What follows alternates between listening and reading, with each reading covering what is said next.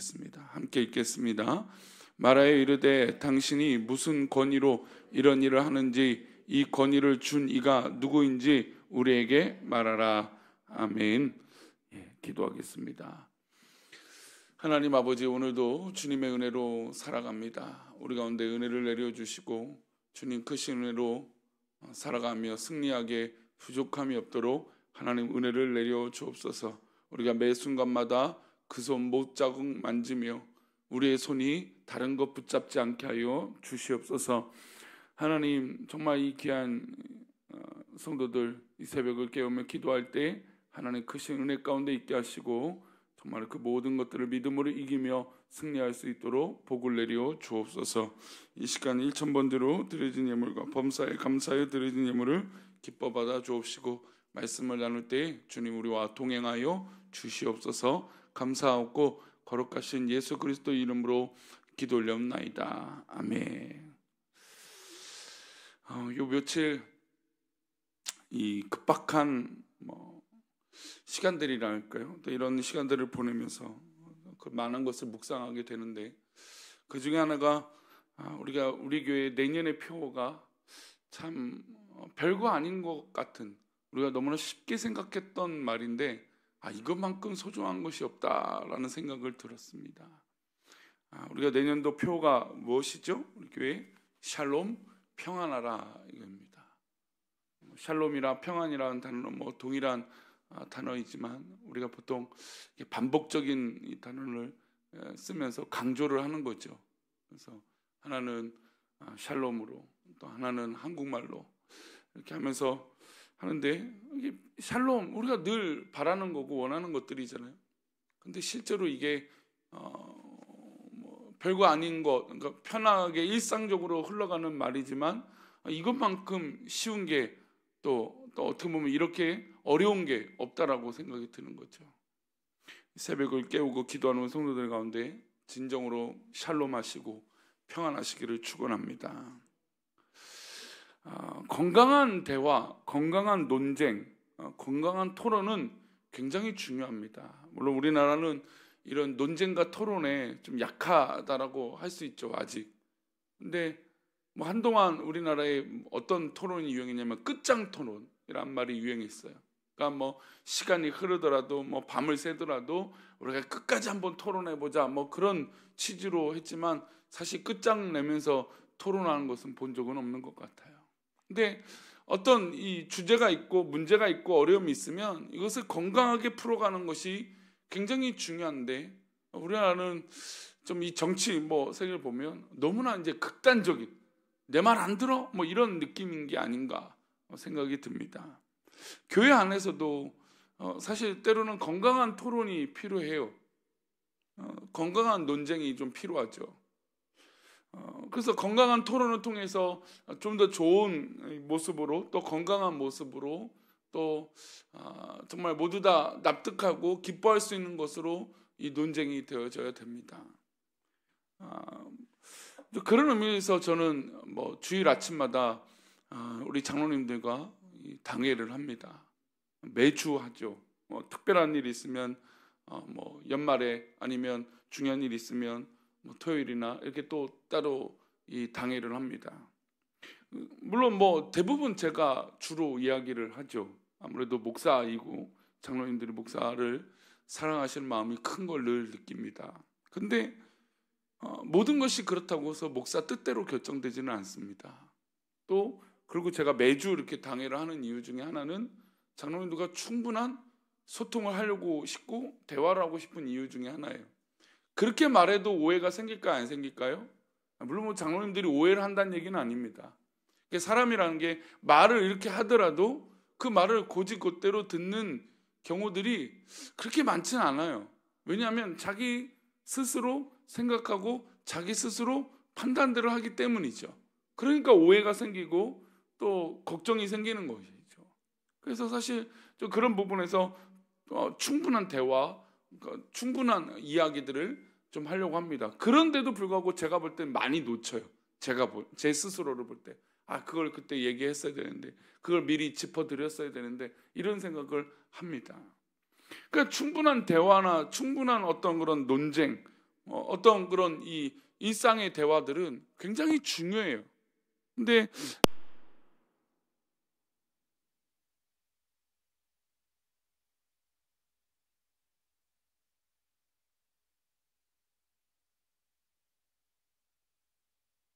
그래서 이런 일들이 있고 저런 일들이 있습니다. 중요한 일들이 있습니다. 이런 이야기들을 쭉 하죠. 교회는 건강한 이런 대화와 건강한 토론이 있어야 됩니다. 그런데 이런 대화 가운데 우리 믿음의 사람들은 중심이 중요해요. 어떤 중심이 중요할까요? 하나님 영광이라고 하는 이 중심이죠. 우리 믿음의 사람들이 아주 좋은 대화라고 건강한 대화라고 여러 가지 대화를 하더라도 핵심은 무엇입니까? 하나님의 영광을 위해서 어떻게 할 것인가? 어떤 중심인가라고 하는 이 생각이라는 것이죠. 오늘 본문에서 예수님께 이 토론, 질문을 하는 사람이 등장합니다. 어떤 질문을 하는가 볼까요? 2절입니다. 말하여 이르되 당신이 무슨 권위로 이런 일을 하는가? 이 권위를 준 이가 누구인지 우리에게 말하라. 이 이야기는 와갖고 예수님께 당신이 뭔데 이런 일을 하느냐라고 따지는 거죠. 이 권위를 준 이가 과연 누군데 누가 이렇게 하고 다니냐라고 예수님께 이야기하고 있는 것이죠. 사실은 이렇게 말하는 건 트집을 잡아서 예수님을 공격하기 위함이에요.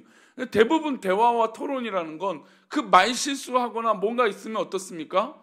예, 그 트집을 잡는 거죠. 근데 이제 토론이라는 게 사실 말실수를 잡는 게 아니에요. 근데 말싸움들을 보면 어떤 꼬리를 잡아요? 말꼬리를 잡죠. 그래서 당신이 그렇게 말실수했어. 그걸 말꼬리를 잡으면서 합니다. 근데 본질은 그게 아니죠. 그 토론의 주제가 중요한 겁니다. 근데 이들은 의도적으로 이렇게 말하면서 예수님을 넘어뜨리려고 하는 의도가 있었던 겁니다. 그리고 이르되 무슨 권위로 이런 일, 그러니까 이런 일은 무엇이었습니까? 바로 하나님의 나라와 복음을 전하는 일이 바로 예수님의 일이었어요.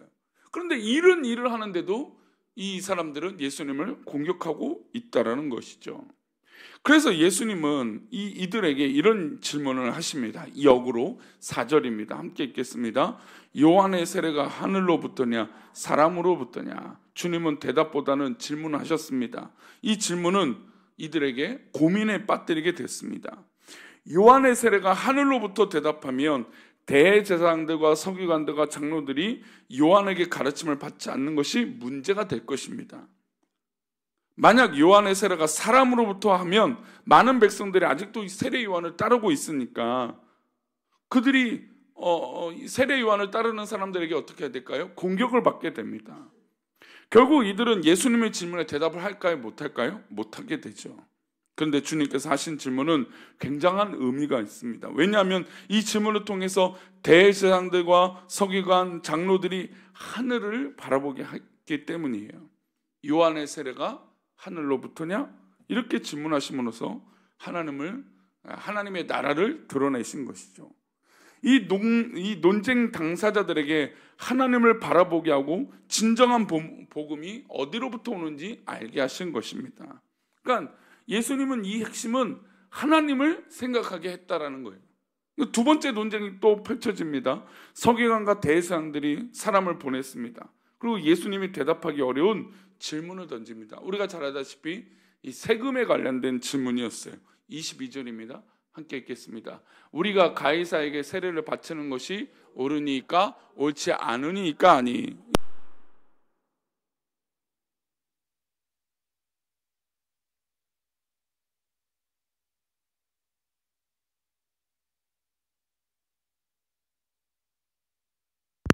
그러니까 예수님은 그에 대해서 이렇게 대답하세요. 우리 24절과 25절입니다.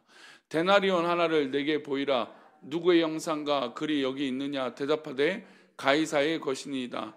이르시되 그런즉 가이사의 것은 가이사에게, 하나님의 것은 하나님께 바치라 하시니. 이 유명한 말씀을 하면서 세금의 대상이 이 땅에 살면서 가이사, 즉 이 땅을 통치하는 또 이 국가를 형성하는 그들에게 바치는 것이 세금은 정당하다라는 것이죠. 근데 우리는 많은 부분에서 핵심을 사실 여기에 말하고 있어요. 생각하고 있습니다. 당연한 거죠. 이런 부분들이 분명히 있습니다. 근데 우리가 이 부분을 해석할 때 놓치고 있는 부분이 있어요. 무엇입니까? 하나님의 것은 하나님께 바친다라는 것이죠. 이 질문을 하고 있는 이 제사장들과 서기관들이 가이사의 것은 핵심, 그러니까 이 세금 내는 문제에 대해서 이 핵심을 가지고 질문한 거지만 놓치고 있는 것들이 있어요. 이들은 누구를 못 보고 있습니까? 하나님을 보지 않고 있거든요. 진짜 제사장들과 서기관들은 하나님을 찾고 하나님이 중요하고 그것이 핵심인 것처럼 살고 있지만 정작 이들은 하나님을 놓고 살고 있는 것인 거죠. 그러니까 예수님은 이 동전에 그려져 있는 이 가이사에게 세금을 바치는 것은 당연한 것인데, 그러나 지금 너희들은 하나님께 서 있느냐라고 질문하고 있는 것이죠. 정말 예수님이 하시고 싶었던 것은 이들이 진짜 하나님 앞에 서고 있지 않다라는 겁니다. 사실 이 질문의 이 대답의 핵심 역시 하나님께 하늘로부터라고 하는 핵심으로 질문을 하고 있는 것이죠. 세 번째 논쟁이 또 이 본문에 펼쳐집니다. 바로 부활 논쟁이에요. 사두개인들이 부활을 믿지 않았습니다. 그들은 부활이 말도 안 된다는 것을 주님께 증명하기 위해서 엉뚱한 이야기를 얘기합니다. 한 동네에 7 형제가 있었습니다. 그중 큰 형이 결혼을 했죠. 그러나 후사가 없어 세상을 떠났습니다. 유대인들의 법에 의하면 둘째가 그 형수를 아내로 취해야 됩니다. 그리고 후사를 낳아야 되죠. 왜냐하면 가문을 이루어야 되기 때문이죠. 둘째도 형수와 결혼했지만 역시 세상을 떠났습니다. 셋째도 넷째도 순서대로 7 형제가 모두 그 여인을 취했지만 아무도 후사 없이 세상을 떠났습니다. 만약 그러니까 예수님이 말하는 부활이 있다면 부활의 때에 이 여자는 누구의 아내가 됩니까? 라고 하는 질문이었어요. 예수님은 이 질문을 받으시고 진지하게 대답하십니다. 너희가 부활도 하나님의 나라도 오해한 것이다. 사람들은 시집가고 장가가지만 천국에는 장가가는 것도 시집가는 것도 존재하지 않는다. 그에게 결정적인 말씀을 하십니다. 그것이 37절과 38절이에요. 함께 읽겠습니다. 죽은 자가 살아난다는 것은 모세도 가시나무 떨기에 관한 글에서 주를 아브라함의 하나님이요 이삭의 하나님이요 야곱의 하나님이시라 칭하였나니, 하나님은 죽은 자의 하나님이 아니요 살아있는 자의 하나님이시라. 하나님에게는 모든 사람이 살아있느니라 하시니. 자, 이 부활 논쟁의 핵심은 이들에게 부활이 없다라는 것을 못 믿겠다라고 하는 것인데, 그러니까 이들은 못 믿을 수 있죠. 우리는 부활을 믿잖아요. 하나님을 믿으니까. 근데 이 부활이라고 하는 단어가 단순히 죽은 자가 살아있다라고 하는 개념, 이것이 부활이기도 하지만, 잘 보세요. 하나님의 큰 능력 아래 우리를 만약에 있다고 본다면 우리가 과연 하나님 앞에 죽은 것일까? 물론 우리는 이 땅에 살면서 한 명 죽죠. 그러나 하나님 보실 때 결국 이 죽은 존재가 끝난 것이 아니잖아요. 그러니까 하나님 앞에는 그 이후의 세계가 하나님 앞에 분명히 있잖아요, 우리가. 그러니까 하나님 보실 땐 살아있는 거죠. 그러니까 즉 죽은 것도 하나님 앞에 살아있는 것입니다. 믿음의 백성들은 죽음 이후의 세계가 있잖아요. 천국과 지옥이에요. 그러면 천국이라는 것은 죽은 상태입니까? 아니죠. 살아있는 상태에 있는 거죠. 그러니까 하나님의 큰 능력 아래 본다면 우린 모두 다 살아있는 자라는 것이죠. 그러면 이 질문에서 37절에 이런 표현이 나옵니다. 아브라함의 하나님, 야곱의 하나님, 이삭의 하나님. 이삭의 하나님, 야곱의 아브라함의 하나님, 이 말씀이 나옵니다. 근데 이 말씀의 동사의 이 진행형은 현재 진행이에요. 현재적인 의미예요. 그러니까 죽어 있는 하나님, 그러니까 죽어 있는 자, 아브라함이 죽어 있잖아요. 이삭도 우리 죽어 있는 존재잖아요. 야곱도 역시 죽어 있는 자예요. 근데 모세가 표현하는 이 동사의 표현은 현재예요. 우리 하나님은 지금 아브라함의 하나님이고, 지금 이삭의 하나님이고, 야곱의 하나님이고, 나의 하나님이라고 고백하고 있는 것이죠. 그러면 이들은 죽은 자인데, 그러면 나도 죽은 자인가요? 그런 의미가 아니라는 것이죠. 하나님 앞에는 다 과거의 모든 인물도 지금 동일하게 있는 것, 즉 살아있는 존재처럼 있다라는 겁니다. 그래서 38절에 이런 말이 나오는 거예요. 하나님에게는 모든 사람이 어떤 존재예요? 살아있는 존재다. 그러니까 우리는 이 땅에 살면서 죽는 그런 과정이 있지만 이 죽음을 통하여 정말 많은 것들을 깨닫게 되는 이 계기가 되는데, 그러나 하나님 앞에는 죽은 것이 아니라는 거죠. 이게 바로 이 부활의 핵심이고 우리가 이 땅을 살아가는 또 하나님의 나라를 바라보는 핵심인 거예요. 그러니까 이 대답 역시 지금 누구의 영광을 드러내고 계신 건가요? 하나님의 영광을 드러내고 계신 것입니다. 예수님은 이 누가복음 우리 20장에서 이 세 번의 이 질문과 토론을 통해서 결정적으로 모든 결론은 누구에게 맞춰져 있는 겁니까? 하나님께 맞춰져 있는 것이에요. 이게 우리에게 중요한 겁니다. 사실 최근에 이 뭐 비상 사태라고 해야 되나요? 뭐 정말 이 일로 인해서 뭐 정말 시급한 것들을 깨달아요. 그런데 저는 이때 많은 사람들이 핵심이 뭔가라는 것을 좀 느꼈으면 좋겠다는 생각이 들어요. 국민에게 주권이 있다. 권력자들이 늘 그걸 생각해야 되잖아요. 과연 국민은 어디 있는가? 이게 핵심이잖아요. 그럼 하나님을 믿는 우리들은 과연 우리의 핵심은 과연 뭔가? 우리의 모든 그 질문에 대한 대답의 끝은 무엇인가? 세상은 언제나 그 끝은 돈이에요. 지금은 그렇습니다. 우리나라 이 시대가 가장 이 돈이 만몬이즘이 된 거죠. 돈이 우상이 된 거잖아요. 그런 시대예요. 모든 정치도 권력도 경제도 다 돈으로, 사람들이 행하는 것도 다 결국 이 돈으로 결론이 나요. 그럼 믿음의 사람들은 무엇으로 결론이 나져야 될까요? 무엇입니까? 하나님이죠. 믿음이죠. 우리의 결론은 그래야 됩니다. 여긴 자존심도 없고요. 여기는 무슨 판단도 없고 생각도 들어가지 않아요.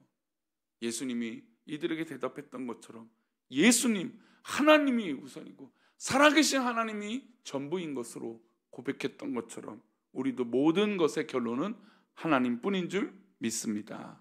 기도하겠습니다. 하나님 아버지, 우리의 삶의 결론이 과연 무엇입니까? 우리의 질문에 과연 중심은 무엇입니까?